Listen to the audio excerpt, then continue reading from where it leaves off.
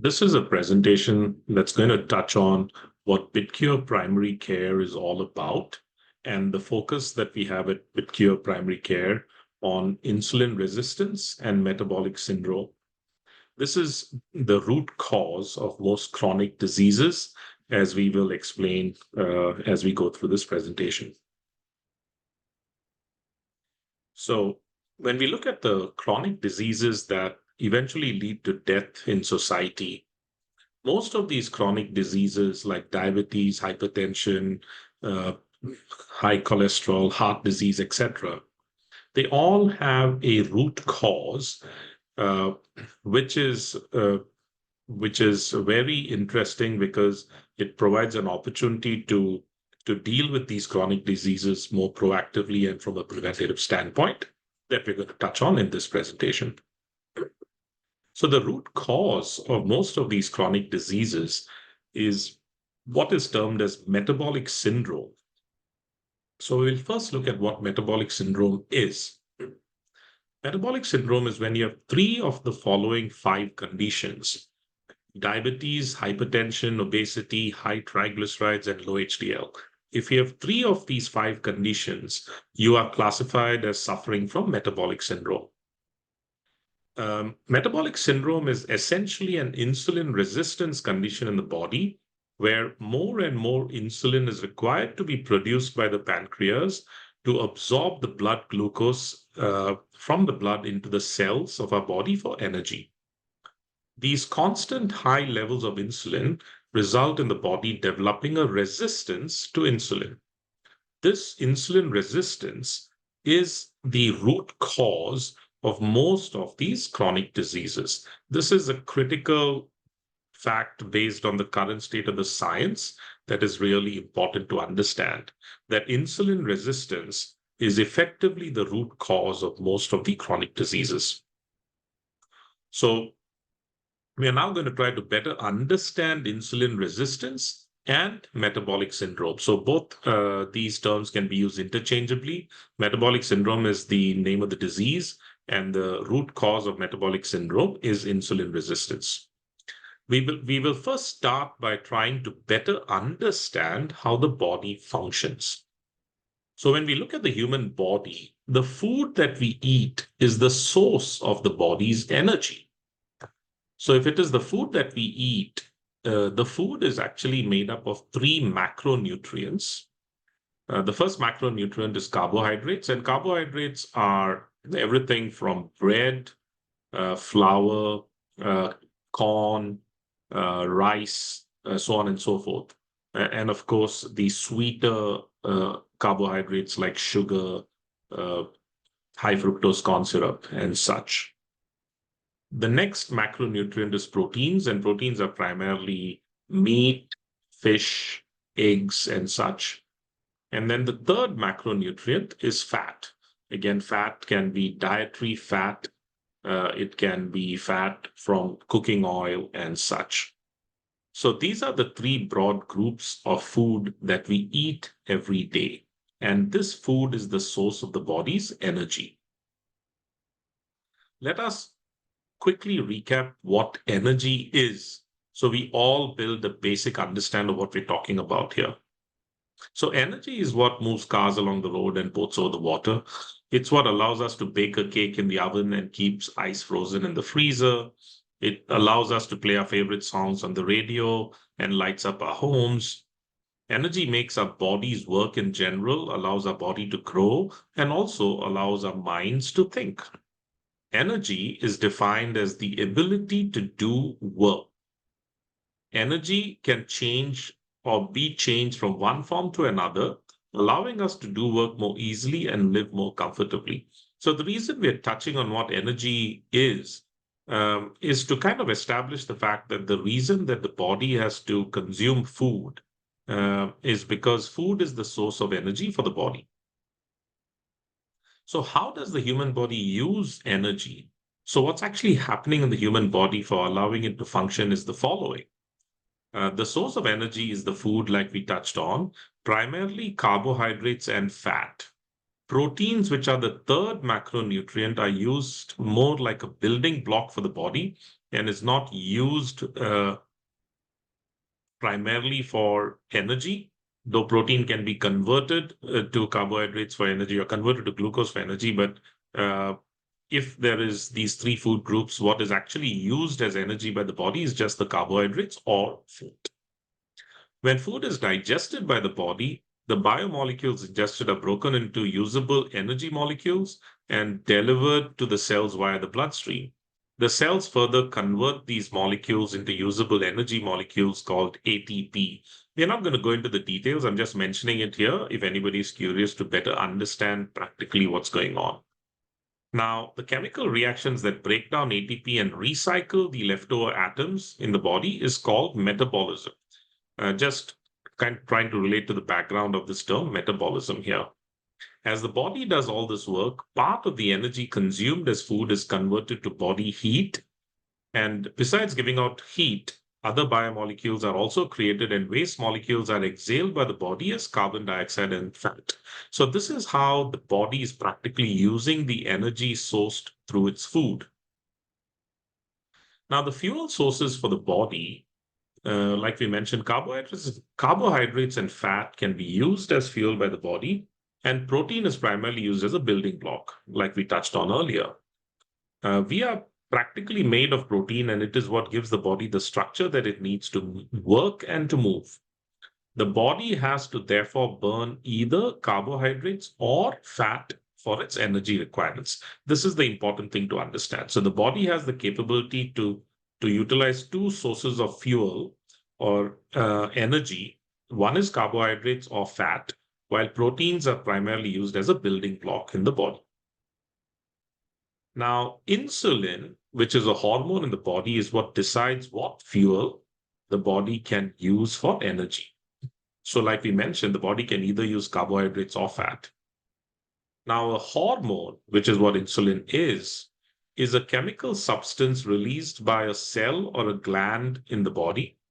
Hormones act like messenger molecules in our body and helps to coordinate the activities of the different organs in the body. Insulin is a hormone secreted by the pancreas. It is the key that allows the cells to absorb glucose from the blood for energy. Insulin also acts as a switch to decide whether the body should burn carbohydrates or fat for energy. So these are just important data points to understand the background here. When insulin levels are high, the body can only burn carbohydrates. So like we mentioned, insulin acts like a switch. And when insulin levels are high, the body is in carb burning mode. And when insulin levels are low, the body is in fat burning mode. So the source of blood glucose is the carbohydrates that we consume as food. So when we talk about issues like diabetes and such, which is a high average level of blood glucose, the source of that blood glucose is the carbohydrates that we consume as food.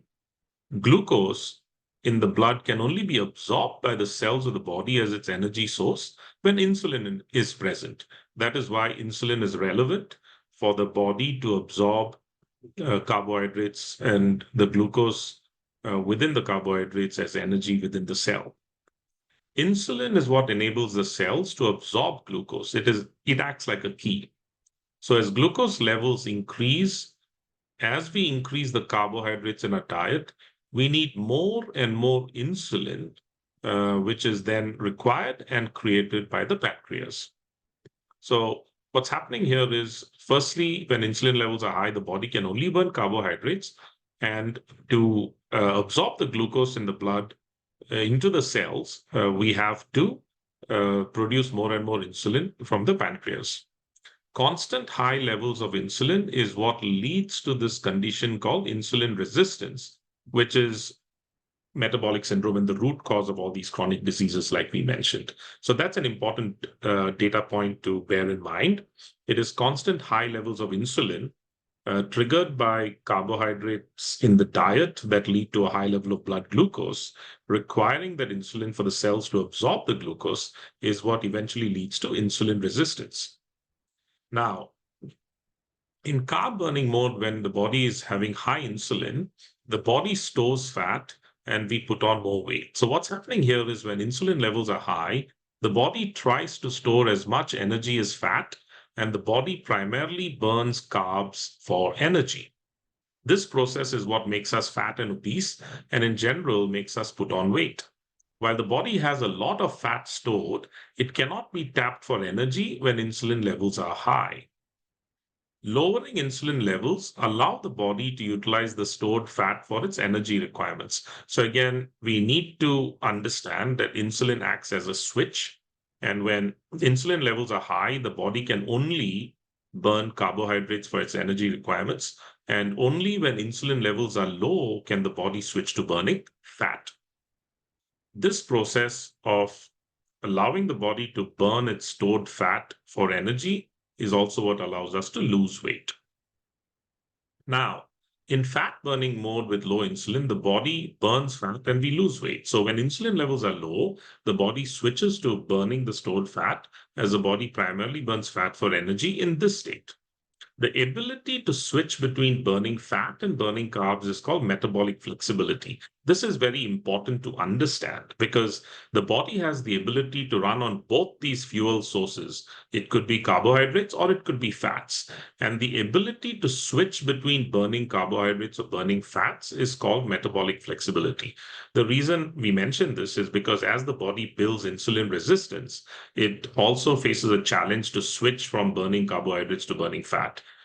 Which is called metabolic inflexibility, which we'll get to. But metabolic flexibility is the ability for the body to switch between these two energy sources. The body can only burn its stored fat when insulin levels are low. This is very important to understand. We spoke about insulin being a switch. So only when insulin levels are low can the body touch the stored fat. Insulin levels can only be low if we are significantly restricting our carbohydrate intake in the food we eat. So here we come to the root cause. When we ingest an excess amount of carbohydrates in the food we eat, we are constantly keeping our insulin levels high because that's what the pancreas does. It produces more and more insulin, and we constantly stay in the mode of carb burning. And we are not able to switch to burning fat because when insulin levels are high, we cannot achieve that goal. We need to bring insulin levels low for that. Now, how does the body eventually develop insulin resistance?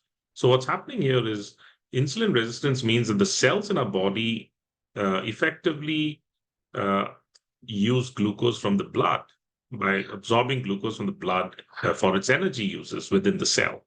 Insulin resistance leads to an increased insulin production by the pancreas because as the cells of the body become more and more insulin resistant, the pancreas has to produce more and more insulin to ensure that the energy requirements by absorbing glucose from the blood are achieved. The pancreas, like I mentioned, is what produces more and more insulin, but eventually it cannot keep up with the demand for insulin.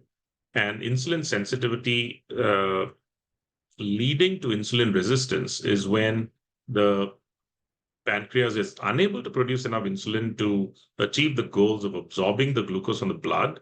And this then manifests itself into conditions like diabetes, which is an average high level of blood glucose, and other chronic conditions like hypertension, uh, cholesterol, and such as well, and eventually heart disease. So when insulin is too high for too long, the body develops insulin resistance. Insulin resistance is the root cause of most of the chronic diseases that impact all of us and our families. So this is the key thing to understand from everything I've touched on. Insulin resistance is the root cause of metabolic syndrome.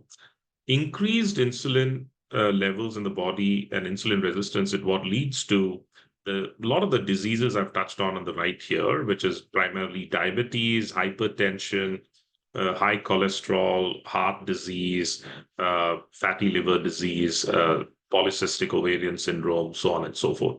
And we'll get into more detail as we produce more and more videos on the subject, but this is just an introductory video about this condition called metabolic syndrome driven by insulin resistance. Coming back to metabolic flexibility now, high insulin, like I mentioned, favors carb burning. So when you're ingesting a lot of carbs and blood glucose levels are high, that's when the pancreas produces a lot of insulin and you're in carb burning mode. Low insulin promotes fat burning. Switching between carb and fat burning is called metabolic flexibility.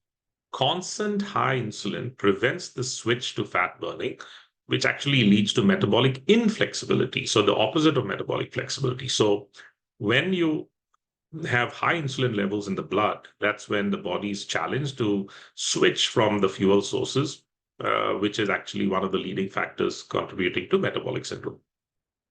This syndrome underlies most of the chronic diseases, increasing the risk of heart diseases, stroke, type 2 diabetes, and more. This is an important thing to understand because in a lot of traditional medical practices, this connection has not been made.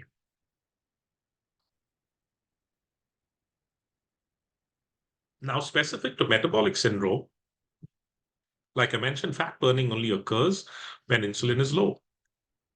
Constant high insulin from carb-heavy meals leads to insulin resistance and metabolic syndrome. The body's inability to burn fat in a high insulin state leads to fat storage, causing obesity, high cholesterol, and other chronic diseases. Most importantly, stored fat does not come from dietary fat, but is created by the body generally due to a high carb diet. So, this is important to understand. As we ingest carbohydrates for breakfast, lunch, and dinner, which is a high carb diet, this ends up in stored fat increasing because the carbohydrates are converted to fat in the liver. And then with the high insulin state in the body, we are unable to tap that fat for energy unless and until we can bring the insulin levels low again. So metabolic syndrome is a diagnosis when a person has three or more of the conditions below, like I mentioned earlier. It's either obesity, hypertension, diabetes, high blood triglycerides, low HDL. If you have three of these five conditions, then you are suffering from metabolic syndrome. Now, the key takeaways from this presentation are the following. We have evidence today, very strong evidence, that the food we eat is the root cause of most of these chronic diseases that we touched on. The best medication and preventative care to avoid metabolic syndrome is nutrition and food management. So managing the nutrition that we ingest into the body is at the root from a preventative care model for any of those conditions touching metabolic syndrome. Chronic diseases like diabetes, hypertension lead to irreversible kidney failure and heart disease. So this is important to understand. Most patients believe that if their conditions like diabetes and hypertension get severe, they can always use medication to reverse those conditions. But the reality is that those conditions lead to irreversible damage to the kidney and to the whole cardiological system with the heart. And when they are irreversible, the damage is permanent. So it is very important to look at this issue from a preventative standpoint. Traditionally, diabetes, hypertension, cholesterol are all treated as symptoms versus going after the root cause. So this is an important takeaway. Today, a lot of these conditions are treated independently as symptoms, and medications are prescribed to improve those symptoms versus going after the root cause, which is insulin resistance, like we described in this presentation. Advanced chronic disease management needs specialized medication and behavioral health support. So the background to everything we do at BitCure is this focus on metabolic syndrome and chronic disease management through specializing in the medication requirements and the behavioral health support when patients have an advanced state of these issues. A preventative approach to chronic disease management, of course, is the ideal approach to a healthier lifestyle. These are the key takeaways that you can have from everything we've touched on in this presentation. BitCure Primary Care is aligned with the goals above and specializes in the preventative care and hand-holding the patients through their journey in healthcare. That's the other key takeaway. Now, an analogy of how our body manages its energy needs and its fuel can be looked at from this visual of a big fuel truck. Okay. Now, picture a fuel truck with a small red diesel tank and a big blue gasoline tank. The blue is, imagine that to be stored fat, and the red is stored carbohydrates. The blue tank is the vast energy that most of us store in our bodies as fat. And the red tank, of course, is the energy that we are able to store as carbs, with any excess carbs being converted by the liver into fat again. So when we have a very minimal amount of carbs stored, it also creates a craving for carbs in the body. High insulin prevents access to a vast reservoir of fat, keeping us in carb burning mode and also creating a craving for more carbs. Keeping insulin low will let the body tap into the large fat storage in our bodies. So even though we have this huge energy reservoir that we are showing in this visual analogy, we are unable to tap it when we maintain high insulin levels in the body. Low insulin also allows us to improve our insulin sensitivity, thus reversing insulin resistance and metabolic syndrome. So these are important things to understand from this analogy. That if we can maintain low insulin levels, we can switch the body from burning carbs to burning fat as often as possible, thus reducing our symptoms like obesity and also having better control on all the factors impacting metabolic syndrome. Now, again, to conclude, I'm going to touch on BitCure Primary Care. So we are a primary care and family medicine practice that specializes in treating and managing metabolic syndrome, which is also known as insulin resistance for the patient and the family. A large part of metabolic syndrome is behavioral health to handhold patients as they focus on lifestyle changes in support of their health.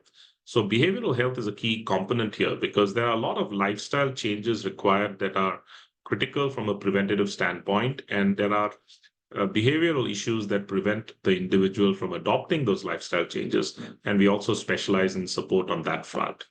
So BitCure Primary Care, very importantly, is an integrated practice that includes behavioral health support for this purpose. BitCure is also a direct cash model primary care service that is designed to align its interests with the patients.